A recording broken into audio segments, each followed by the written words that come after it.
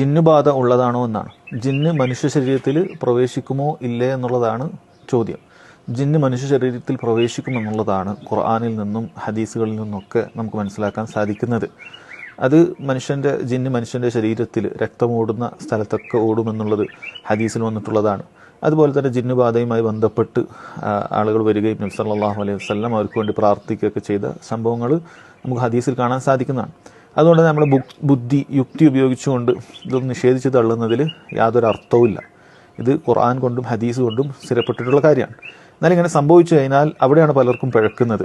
ചിലർ ഇതേപോലെ തന്നെ ചില ജിന്നുകളോട് സഹായം തേടിയിട്ടും മറ്റുമൊക്കെ അതിനെ ചികിത്സിക്കും. എന്നിട്ട് അറബിക് ജ്യോത്സ്യം, അറബിക് മാന്ത്രികം എന്നൊക്കെ പറയുന്ന ആളുകളുണ്ട്, ജിന്നുമ്മമാരും മറ്റുമൊക്കെ ഉണ്ട്. നമ്മൾ അങ്ങനെയല്ല ചികിത്സിക്കേണ്ടത്. മറിച്ച് നബി സല്ലല്ലാഹു അലൈഹി വസല്ലം പഠിപ്പിച്ചതുപോലെ ഖുർആൻ പാരായണം ചെയ്തുകൊണ്ട് ഖുർആൻ കൊണ്ട് റുഖ്യ ചെയ്യുക. അതിനാണ് റുഖ്യ ശർഇയ്യ എന്ന് പറയുന്നത്. അതിലൂടെ മാത്രമാണ് അതിൻ്റെ ചികിത്സ തേടേണ്ടത്.